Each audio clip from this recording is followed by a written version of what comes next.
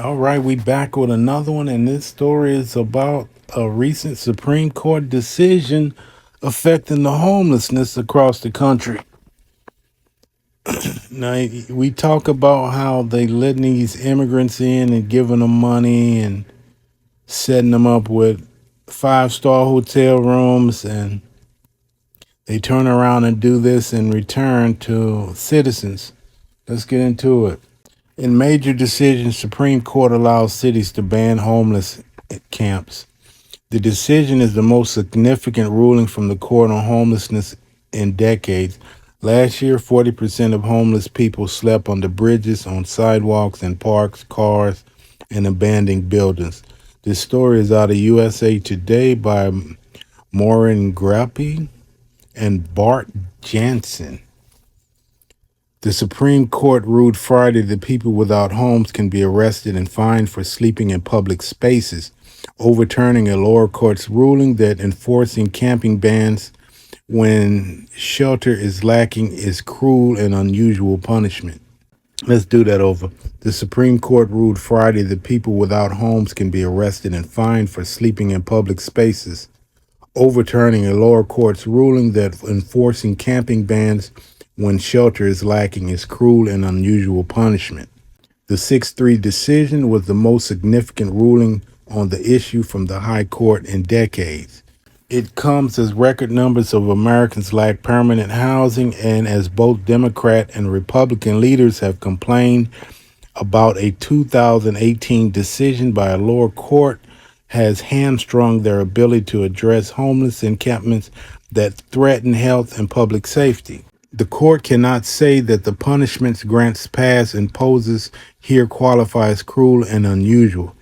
Justice Neil Gorsuch wrote for the majority, referring to the small Oregon municipality at the center of the case. The city imposes only limited fines for first-time offenders, an order temporarily barring an individual from camping in a public park for repeat offenders, and a maximum sentence of 30 days in jail for those who later violate an order. Cruel and unusual punishment. But Justice Sonia Sotomayor, writing for the court's liberal minority, said the laws essentially criminalize the act of sleeping. Sleep is a biological necessity, not a crime, Sotomayor wrote in dissent, joined by Justice Elaine Kagan and Ketanji Brown Jackson.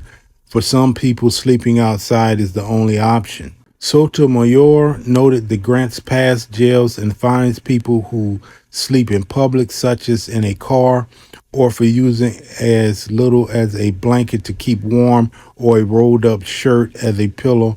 For people with no access to shelter, that punishes them for being homeless, she wrote. That is unconscionable and unconstitutional. Ann Oliva, CEO of the National Alliance to End Homelessness, said the decision gives free rein to local officials who prefer pointless and expensive arrests and imprisonment rather than real solutions. This tactic has consistently failed to reduce homelessness in the past, Oliva said, and it will assuredly fail to reduce homelessness in the future. Urgent relief to communities. Deanne Evanglees, who represented Grants Pass, said the decision brought urgent relief to the many communities that have struggled to address the growing problem of dangerous encampments. For the past 6 years, the Ninth Circuit's decisions have tied the hands of local governments, Evanglees said. The court has now restored the ability of cities on the front lines of this crisis to develop lasting solutions that meet the needs of the most vulnerable members of their communities, while also keeping our public spaces safe and clean.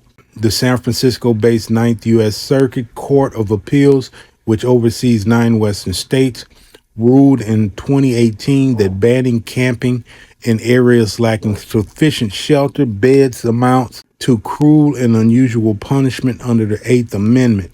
The Supreme Court declined to weigh in at the time on that case from Boise, Idaho, but took up the issue that this term after that precedent was used to challenge anti-camping rules in Grants Pass.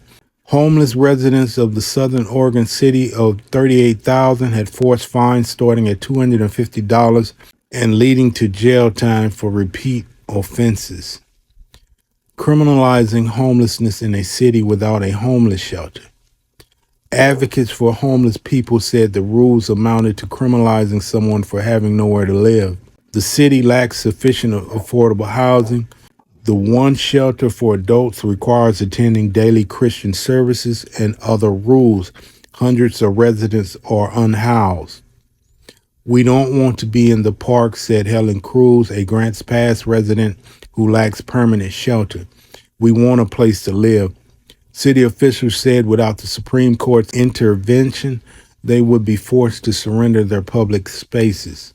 The Department of Justice had mostly backed the challengers while also arguing that the appeals court ruling was too broad and didn't take into account individual circumstances, such as whether some people had access to shelter and refused it. The Department of Justice had mostly backed the challengers while also arguing that the appeals court ruling was too broad and didn't take into account individual circumstances, such as whether someone had access to a shelter and refused it. On any given night in the United States, more than 600,000 people are likely to be homeless, according to the federal government. Last year, 40% of homeless individuals slept under bridges, on sidewalks, in parks, cars, abandoned buildings, and other public locations. The case, which is the city of Grants Pass versus Johnson, attracted an unusually large number of briefs filed by outside interests. Advocates for the homeless hope that even if the decision didn't go their way, the case would spur elected officials at all levels of government to do more to address homelessness. Okay. So they letting in immigrants and giving them 5-star hotels and making sure they have job training and debit cards with some up to $2,000 to $3,000 a month. Some places they giving homeless people, not homeless, but immigrants, vehicles, transportation, making sure they get a way to get around for job interviews, job training. And you got this situation where you got homelessness and they're not even allowed to sleep in certain areas. Finding someone $250 and they're homeless, like, what are you trying to do there? You criminalizing just their existence out on the street, but you letting in immigrants and you providing a lane for them to become citizens and to get jobs and places to stay. This government, I definitely see something happening in the future because people are seeing the things happening out here and people are not liking what they're seeing.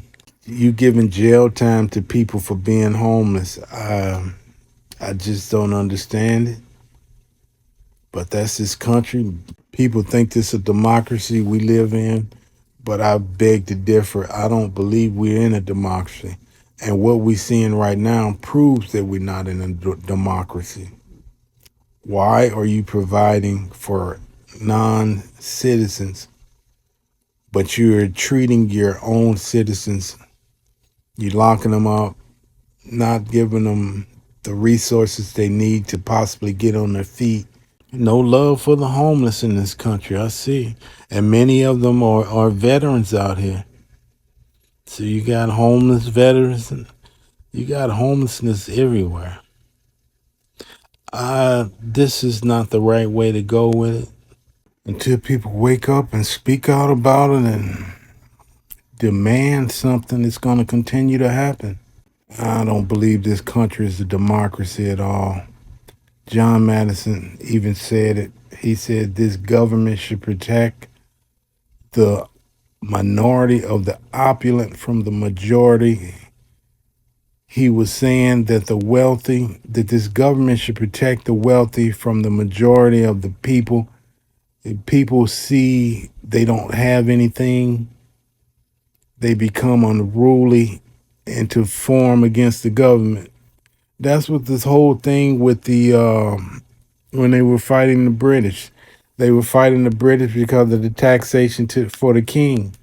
And they turn around and they did the same thing. That's why they formed the government, to take away the rights of the state.